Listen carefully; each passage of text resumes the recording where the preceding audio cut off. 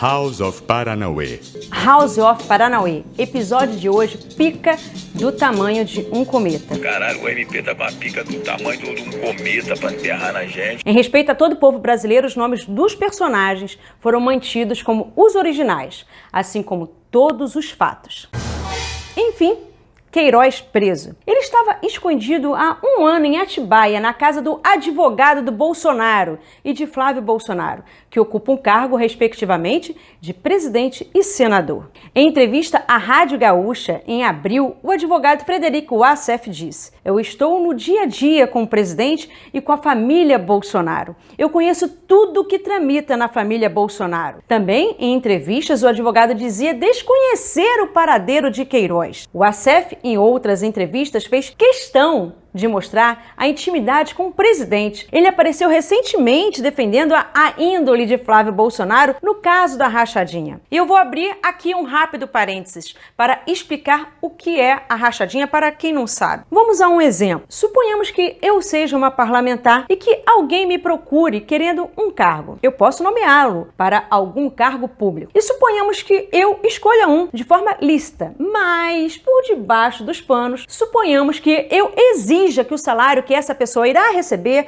vai ter que ser dividido com alguém que eu escolher, parente, amigo, qualquer pessoa, até outro servidor. Pode ser um pouco pior, pode acontecer da pessoa contratada não realizar nenhum tipo de trabalho, ou seja, ser apenas um laranja. E o que vem a ser o laranja? Nesse contexto, é o contratado, ou seja, não é um funcionário que efetivamente exerce o serviço pelo qual foi contratado para fazer. Apenas está ali para receber e repassar o dinheiro. Ou seja, é aquela pessoa nomeada para um cargo público que jamais desempenha as atribuições que lhe cabem e recebe sem trabalhar, se enriquece ilicitamente com dinheiro público e, na maioria das vezes, tem salários muito superiores à da maioria da população brasileira. Me permito estender o conceito dizendo que laranja é uma pessoa que, se for pega e espremida, conta tudo. Nessa história, Queiroz era o operador de caixa desse esquema da rachadinha.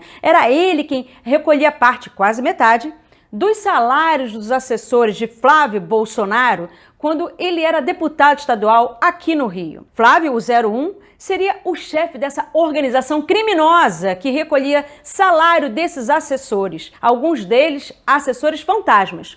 Isso faz recair sobre Flávio Bolsonaro a acusação de improbidade administrativa. A esposa de Queiroz, hoje foragida, Márcia, era membro do gabinete de Flávio Bolsonaro na Alerj.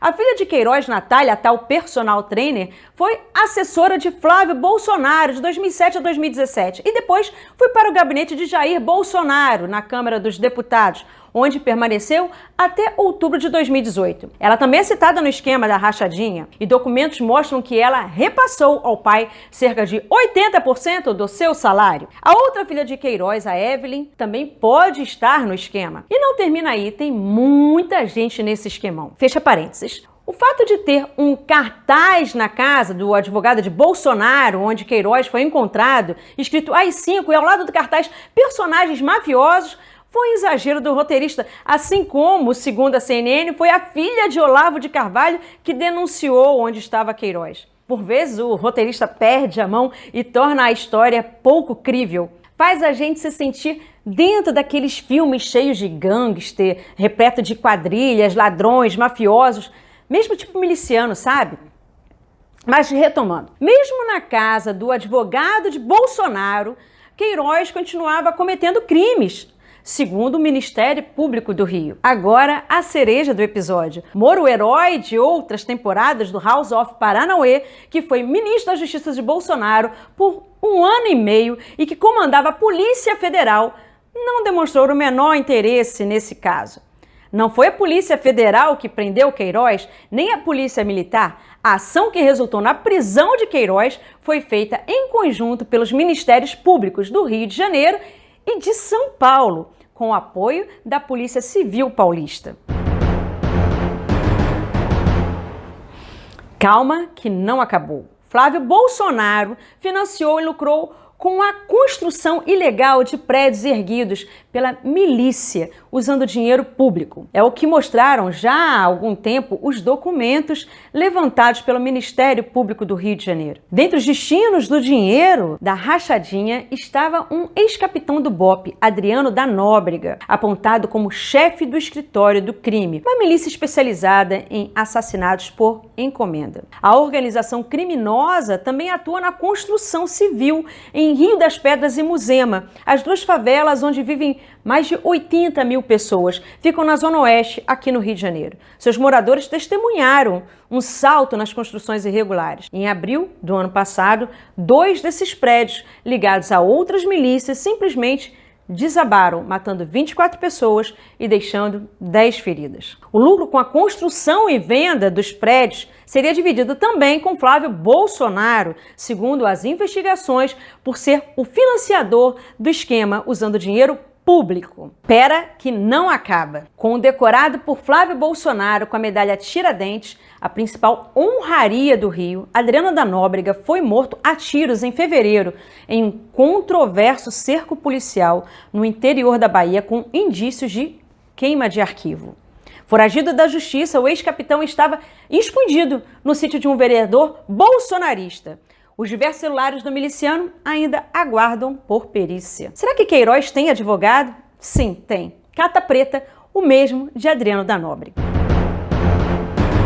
E para finalizar, essa operação que apurava a prática de rachadinha na Assembleia Legislativa do Rio é a famosa Furna da Onça. Em entrevista em maio à Folha de São Paulo, o empresário Paulo Marinho, que participou da campanha política de Jair Bolsonaro, a presidência disse que Flávio Bolsonaro lhe confidenciou que foi avisado com antecedência da Operação Furna da Onça.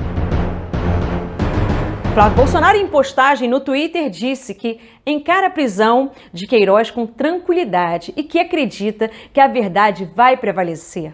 O senador afirmou ainda que a operação é mais uma tentativa de atacar o presidente Bolsonaro. No mesmo dia do Queiroz Day, a maioria dos ministros do Supremo Tribunal Federal decidiu pelo prosseguimento do inquérito da fake news, que apura a difusão de notícias falsas e investiga empresários ativistas e políticos aliados de Jair Bolsonaro.